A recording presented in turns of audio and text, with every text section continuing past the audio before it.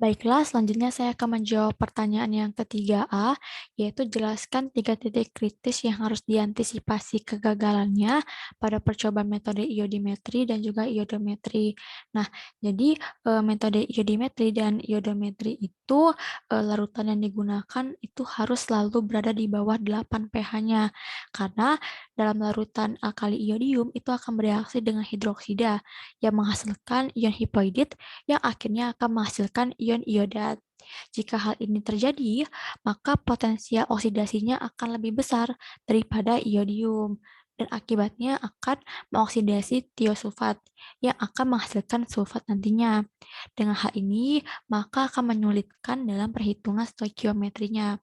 Dan untuk mengantisipasi kegagalan tersebut, maka dalam metode iodimetri ataupun iodometri itu tidak dilakukan dengan menggunakan larutan basa kuat.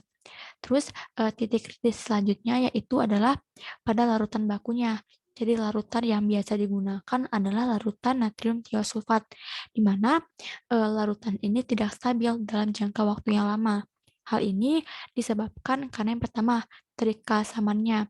Jadi larutan natrium tiosulfat ini dia mudah terurai menjadi ion hidrogen sulfat dan akan secara perlahan-lahan membentuk pentationat. Terus, selain itu, larutan natrium tiosulfat ini juga mudah teroksidasi oleh udara yang akan membentuk sulfur. Terus juga dari segi mikroorganisme. Nah, jadi terdapat bakteri yang akan menggunakan larutan natrium tiosulfat ini, sebagai sumber sulfur yang nantinya akan mengoksidasinya menjadi sulfat. Jadi, karena dia itu kurang stabil, maka perlu distandarisasi larutan bakunya.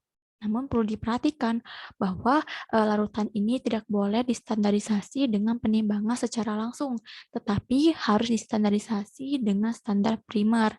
Untuk mengantisipasinya, maka dalam proses pembakuannya, larutan natrium tiosulfat ini digunakan dengan standar primer kalium iodida. Terus selanjutnya itu adalah dari indikatornya. Seperti itu ya, contohnya indikatornya yaitu amilum atau kanji.